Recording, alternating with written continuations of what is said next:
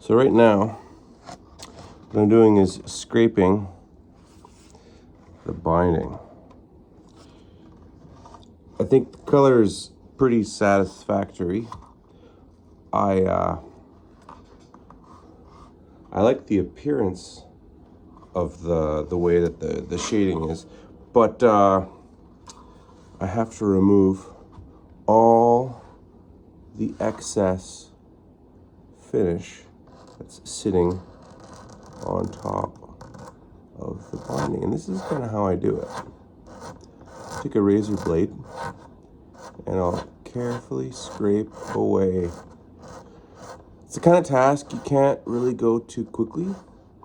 You have to take your time, because if you are in a hurry, good chance that you'll just scrape away some finish in an area where you don't want to scrape the finish away.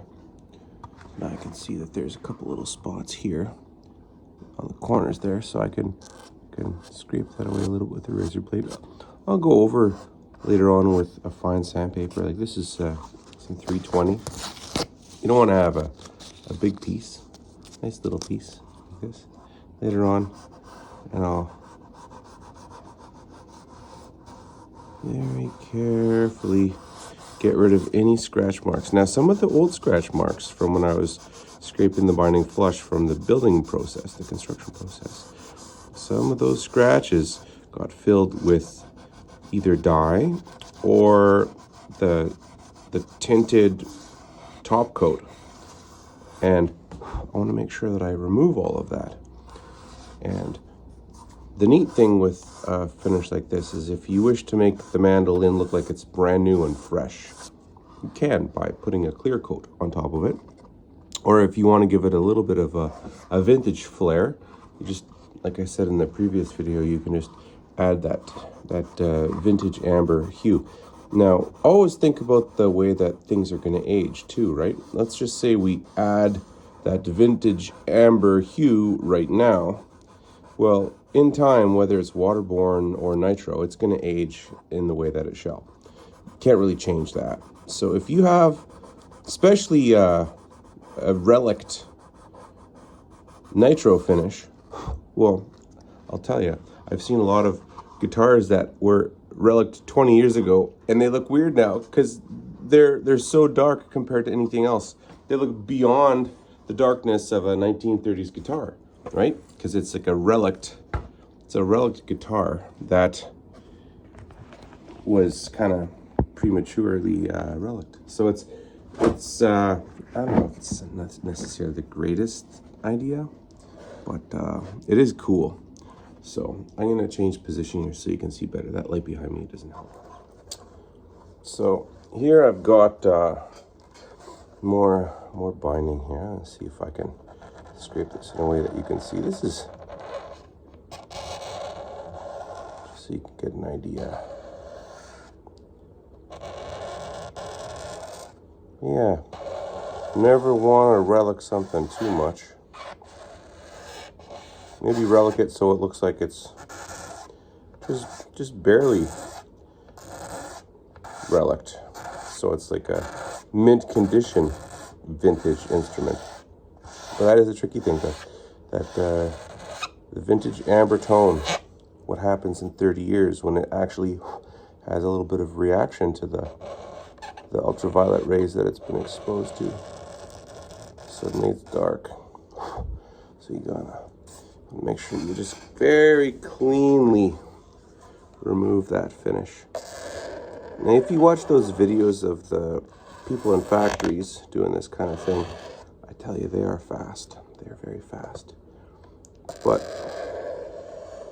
if you would do a really close-up video of what they're doing, sometimes the quality of work is somewhat sloppy, and it's not even worth comparing.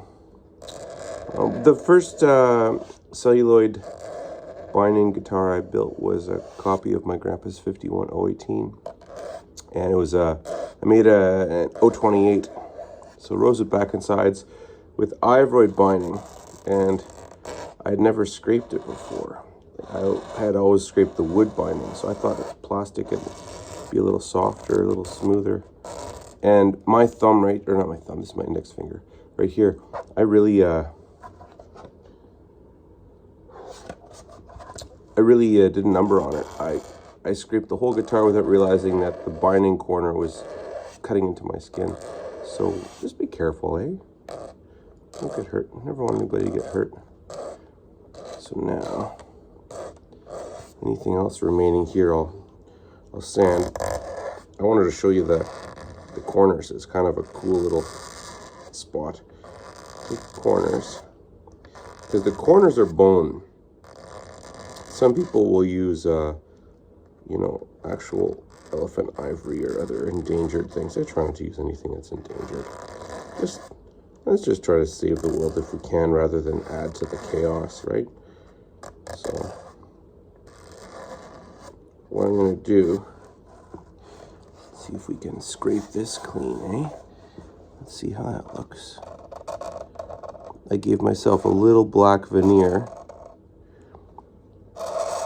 If you can see closely, there's a black veneer in between that bone and the maple, just to have a bit of a stop line, you know.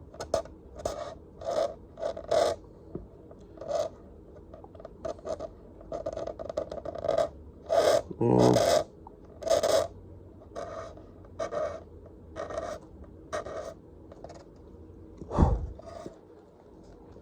it's kind of, that's that.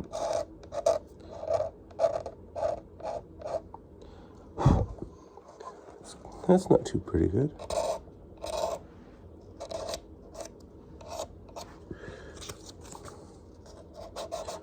Why can't you do it faster, Jer?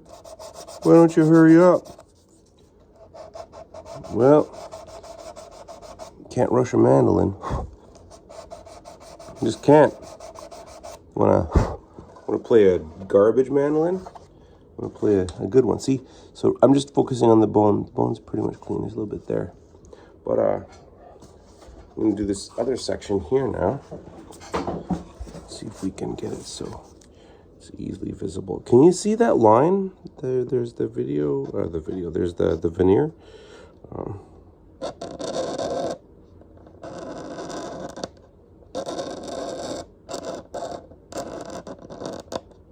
There we are.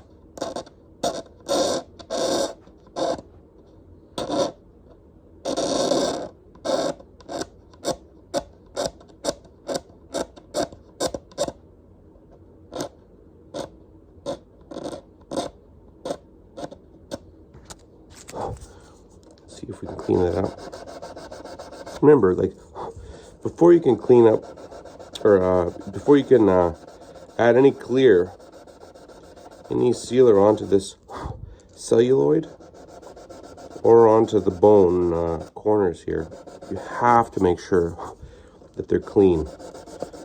That way later on people don't look at it and say, whoa, what a trashy job. What a ugly mandolin corner. And then you'll be at your friends for dinner and they'll be talking about how ugly your corner is. It's like, yeah, I heard Jared made a pretty ugly mandolin corner on that one. You don't want that, hey? So, my shirt, it's a 1980 Chevy pickup truck. That's like the same year mine is. The grill's actually, I think, a 79 or an 80. Or sorry, 79 or 78, but my truck's a 1980 actually.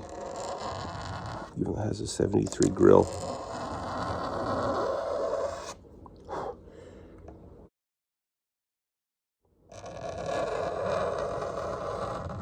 So I'm gonna scrape this away here.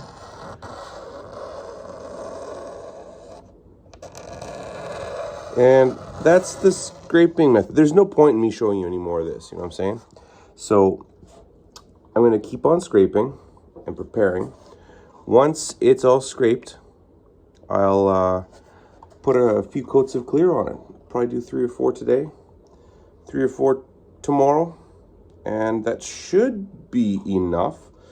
but I'll let you give it a little bit of a visual once over before we put the clear. It's neat to see the different stages in the finishing, because as the color or the clear builds, the color will pop more and more. But in real life, this thing actually looks like a really old mandolin. I'm pretty happy with the appearance of this one.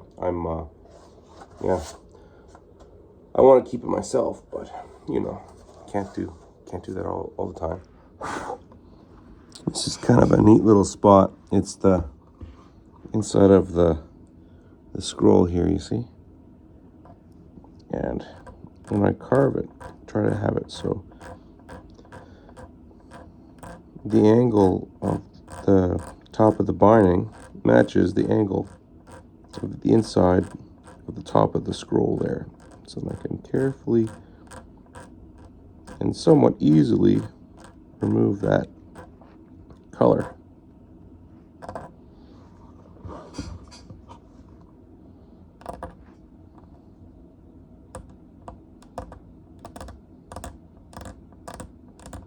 Once you get that little inside corner scraped nice and clean, oh, is that ever satisfying? So neat getting it all.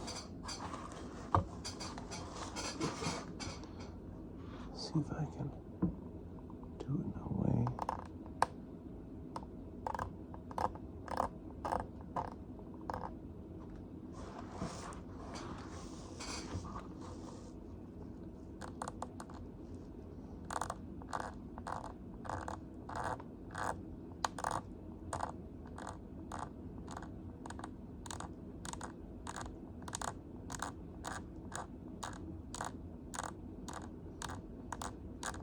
See what I'm saying though? You gotta take your time.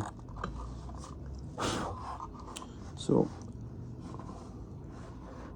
I'll clean that up over here. I just can't do it so you can see it. I have to have it too close to my face. But oh yeah. With all due respect, it's much more fun when I can see it than you. You know what I'm saying?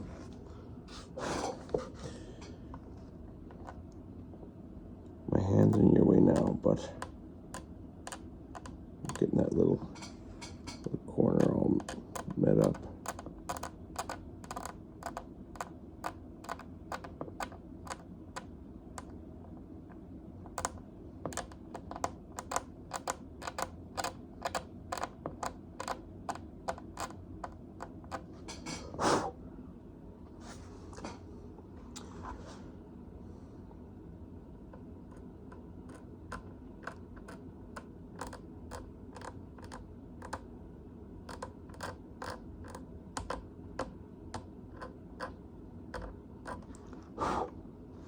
Okay, so it's not perfectly clean, but there we are. So that's the purfling is revealed there. And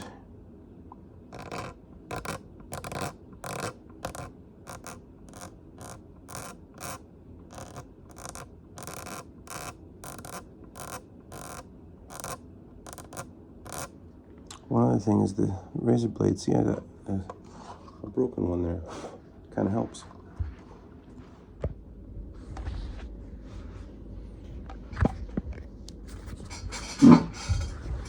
So now what I'm doing is using this polishing abrasive. Not actually a polishing abrasive. It's like it's fake Abralon, and it's pretty decent. This is 1200 to 1500 grit. I would say it's probably more like an 800 grit sandpaper. And what I'm doing, just trying to knock down any of the high spots of the clear coat that's on top. I don't want to take any of the color off.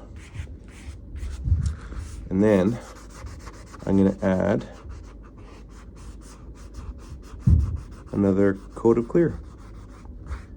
And usually at this stage, you know, I think I've got about 2 or 3 coats of sealer on it now, like top coat, I should say, over top of the color. And now I want to make sure that I don't remove any of the color, but I want to keep the surface nice and smooth. The more sanding you do, the better the results will be at the end. But it's that fine line between sanding too much and being too timid. So you don't want to go all Rambo, but you don't want to be all lettuce hands, you know? Let's get this head plate. And I'm going to do the same thing to the body. Nothing too thrilling, but make sure you sand in between coats after it's sealed with enough finish that you don't need to worry about the color coming off. You're better off being careful and putting a few extra coats on just in case, especially if you put them in or on within a relatively recent period of time. If you're able to spray a thin enough coat that it doesn't drip, but thick enough that it covers before you do the next coat, and you get maybe 2 or 3 coats, you can actually get away without sanding in between. And that's typically what I'll do. So now it's a little bit of a sanding session, and then it'll be spray. And then repeat. Yeah, should be good. I certainly do like this.